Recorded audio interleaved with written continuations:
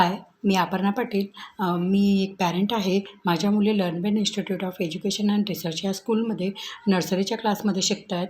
तर त्या स्कूलचा काही एक्सपिरियन्स मला तुमच्यासोबत शेअर करायचा आहे. ती स्कूल एक म्हणजे चाकण भागामध्ये सगळ्यात मोठी प्री प्रायमरीचा शाळा म्हणून ओळखली जाते, कारण त्याचा एरिया किंवा जो ग्राउंड आहे ते खूपच मोठं आहे.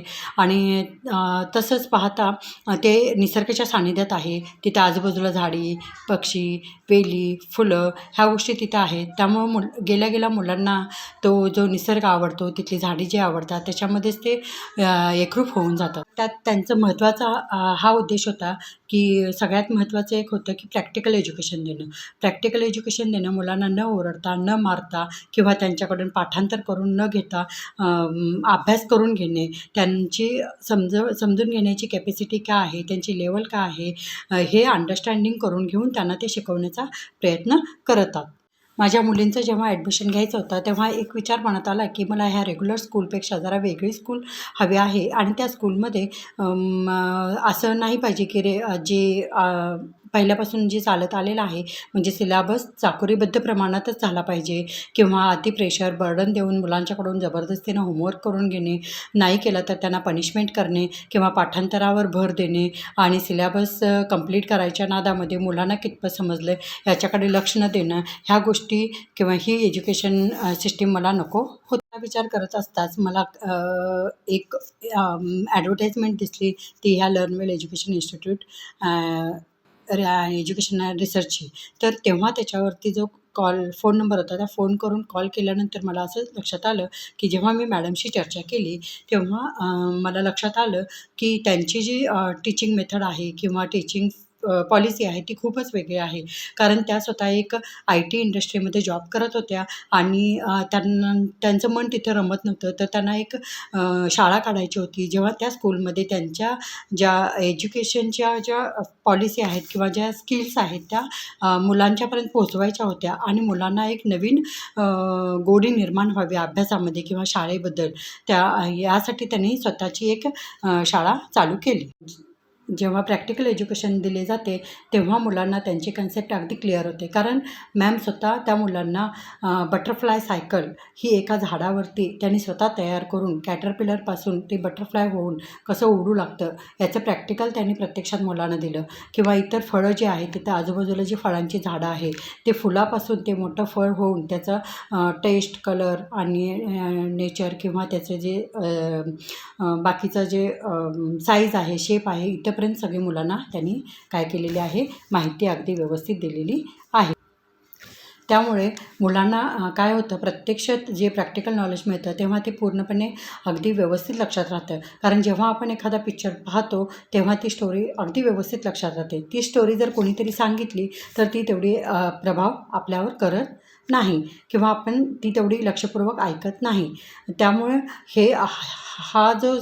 हे जे स्किल आहे ते प्रत्यक्षात जेव्हा वापरलं जातं तेव्हा खरोखरच मुलांना त्याचा खूप मोठा फायदा होतो.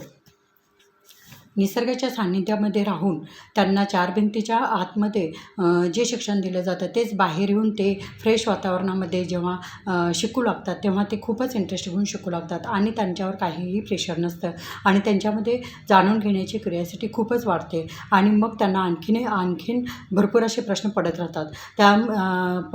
म्हणजे त्यांच्यामध्ये क्युरिओसिटी स्किल जागृत होतं, वाढत जातं. त्यामुळे जे प्रॅक्टिकल एज्युकेशन आहे ते खूपच महत्त्वाचं आहे.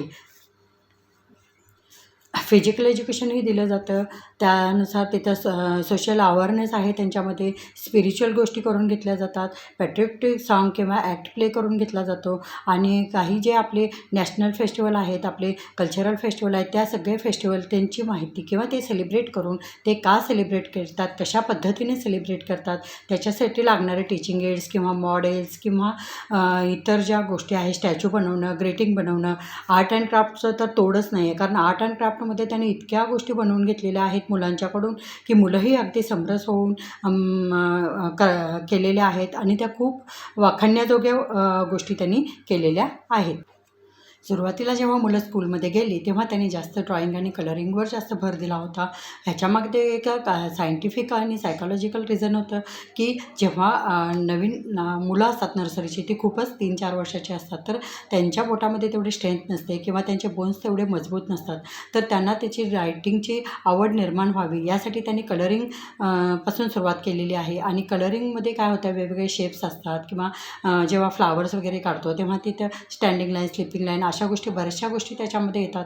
तेव्हा मुलं काय करतात, की तिथं त्यांच्या हातांना अगदी छान असा वळण लागतं आणि त्यामुळं काय करतात, ब्रश वगैरे पकडण्याचं स्किल त्यांच्यामध्ये डेव्हलप होतं.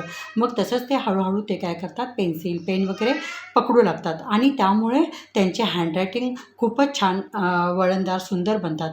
आणि त्यामुळं जेवढी स्कूलमध्ये मुलं आहेत, प्रत्येकाची हँडरायटिंग मात्र खूपच छान झालेली आहे.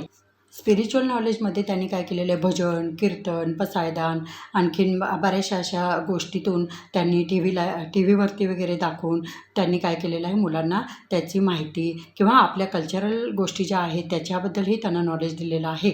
तर तसंच इकॉनॉमिकदृष्ट्या पण मुलांना त्यांनी बिझनेस गेम देऊन ते आपल्या पॅरेंट्ससोबत बिझनेस गेम खेळावेत. कारण यातून काय होईल, त्यांना परचेस करणं, सेल करणं ह्या गोष्टीही होईल आणि काटकसर कसं करता येईल, कसं पैसे कमवतो आपण, ह्याही गोष्टी त्यांना समजाव्यात. म्हणून त्यांनी हा एक काय केलेला आहे, हे एक ट्राय केलेला आहे. हा एक सिलॅबस म्हणता येईल असं दिलेला, त्याच्यामध्ये त्यांनी दिलेला सिलॅबस किंवा एक प्रकारची ॲक्टिव्हिटी त्यांनी त्याच्यामध्ये दिलेलं आहे. कॉग्निटिव्ह स्किल, बॅलन्सिंग करणं, कॉन्सन्ट्रेशन करणं आणि डान्सिंग करणं, स्विमिंग, सायकलिंग ह्याही गोष्टी फिजिकलदृष्ट्या पण महत्त्वाच्या आहेत. त्यामुळं काय होतं, मेंटली पण मुलं स्ट्रॉंग आणि फिजिकली पण स्ट्रॉंग होतात.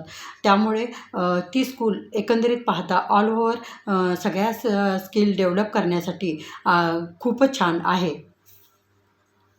आणि आर्ट अँड क्राफ्टमध्ये तरी मुलांना वेस्टपासून बेस्ट बनवणं खूप छान शिकवलं जातं. जेव्हा तिथं आजूबाजूला पालापाचोळा पडलेला असतो, वाळलेली फुलं असतात किंवा चिकूच्या बिया असतात किंवा इतर काही शंखशिंपल्या, काड्या अशा ज्या गोष्टी मिळतात, त्या गोष्टीसुद्धा त्यांनी घेऊन काय केलेलं आहे, त्याच्यापासून त्यांनी फ्लॉवर पॉट बनवणं किंवा फुलांची झाडं बनवणं किंवा गणपती बनवणं, ह्या गोष्टी, बऱ्याचशा गोष्टी त्यांनी काय केलेल्या आहेत, मुलांच्याकडून करून घेतलेल्या आहेत आणि स्वतः त्याच्यामध्ये त्या इन्व्हॉल्व झालेल्या आहेत. आणि एक सगळ्यात महत्त्वाचं एक असं आहे, की अजूनपर्यंत म्हणजे कोणत्या स्कूलमध्ये असं नाही पाहण्यात आलेलं, की मॅडम काय करतात, पॅरेंटिंग काउन्सेलिंग पण करतात. पॅरेंट्सला गायडन्स करतात. मुलांना कसं समजावून घेतलं पाहिजे, मुलांचा हट्टीपणा कसा कमी केला पाहिजे, त्यांचे अंडरस्टँडिंग लेवल म्हणजे त्यांना आपण कसं त्यांना समजावता आला पाहिजे, त्यांचा हट्टीपणा कसा कमी करता आला पाहिजे किंवा त्यांच्यामध्ये एखादा काही प्रॉब्लेम आहे तो तुम्ही कसं त्यांच्या वेळी जाऊन तुम्ही सॉल्व्ह करू शकता, हेही मॅडम काय करू शकतात, आपलेपणानं पॅरेंट्सना सांगू शकतात. म्हणजे टीचर आणि पॅरेंट्समध्ये पण एक कौटुंबिक असं रिलेशन निर्माण झालेलं आहे. तेच रिलेशन मुलांच्यामध्येही निर्माण झालेलं आहे. त्यामुळं मुलांना एक दिवस ही सुट्टी दिली तर ते घरी राहण्यास कंटाळा करतात. कारण त्यांना स्कूलचं वातावरण एक घरासारखं वाटतं आहे. तिथे एक त्यांना शेप वाटतं, सेफ्टी वाटतं आणि तसंच खूप फ्रीली नेचर आहे आणि त्यामुळे मुलांना टीचर आणि स्टुडंटमध्ये खूप फ्रीली असं बॉन्डिंग आहे, रिलेशन आहे. त्यामुळे मुलांना तिथं स्कूलमध्ये गेल्यासारखं वाटतच नाही. आपण कुठेतरी घरी जातो आहे असं वाटतं. आणि किंवा स्कूल सुटल्यानंतरसुद्धा घरी यायची त्यांची काही वेळेस ते म्हणतात, मॅम अजून थोडा वेळ स्कूल राहू दे, आम्हाला आत्ताच घरी नाही जायचं आहे. म्हणजे त्यांना स्कूल खूपच आवडते, कारण तसं ते क्लायमेटच तयार झालेलं आहे.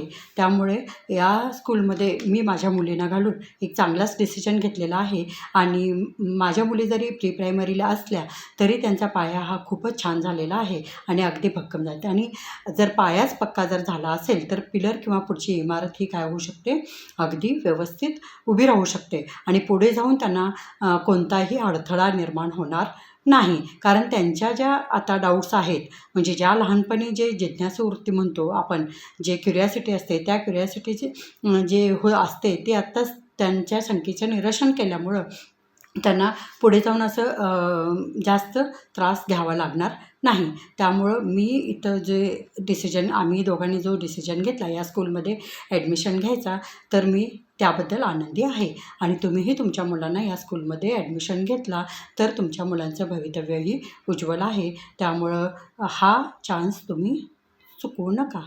Not miss the chance. धन्यवाद.